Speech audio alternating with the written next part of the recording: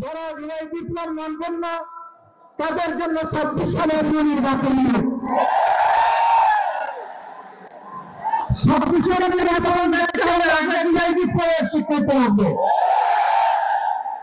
আর জুলাই বিপ্লবের স্বীকৃতি দিতে হবে, জুলাই সনদের আইনি ভিত্তি দিতেই হবে। এই আইনি ভিত্তি ছাড়া কোন নির্বাচন অনুষ্ঠান হওয়ার কোন সম্ভাবনা নেই। কখন হবে আইনি ভিত্তির নিরাপত্তা?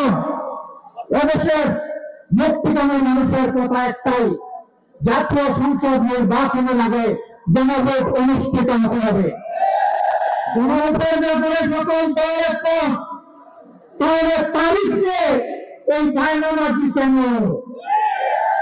একমত হয়ে যখন স্বাক্ষর করেছি সবাই, তখন গণভোট আগে হওয়াই হচ্ছে যুক্তিযুক্ত।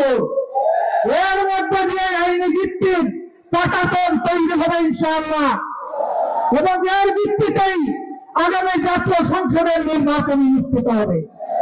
ওই নির্বাচন যখন অনুষ্ঠিত হবে তখন আর কোন সংশয় সন্দেহ থাকবে না। আমরা চাই আগামী ফেব্রুয়ারিতে যাওয়ার আগেই জাতীয় সংসদ নির্বাচন অনুষ্ঠিত হোক। এইটা নিয়ে কেউ বিভ্রান্তি সৃষ্টি করার উপায় তারা চালাবেন না, ওদের পিন্ডি বুঝিয়ে গড়ে ফেলবেন না। আমরা জাতীয় ঐক্যমত কমিশনে গিয়ে সকল দলের কথা দিয়েছি। এই আন্দোলনের পক্ষ থেকে দুজন করে নোট অফ ডিসেন্ট আমরা দেই নাই। আমরা প্রস্তাবনা করে যৌক্তিক করে সেখানে আলোচনা আমরা ইতিবাচক মত দিয়েছি। এরপরে সংখ্যাগরিষ্ঠ দলের মতামতের ভিত্তিতে একটা চার্টার তৈরি হয়েছে। এটি হচ্ছে গণতন্ত্রের কথা, যে সংখ্যাগরিষ্ঠ দেওয়া বলবে, বাকিরা তাই মেনে নেবে। কিন্তু আমরা দেখলাম না কেউ তা মেনে নিতে রাজি নন। গণতন্ত্রের প্রতি সচেতন রাখুন, জাতীয় নির্বাচন দেখাবেন কিভাবে। এই জায়গায় আসতে হবে সকল মানব রক্তের প্রতি সচেতন দেখান।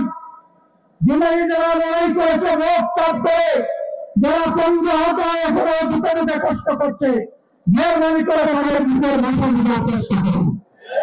আমার ভাই আল্লামা মামুনুল হক সাহেব বলেছেন, লড়াই করে বেশিরভাগ বিদায় করেছি, লড়াই করে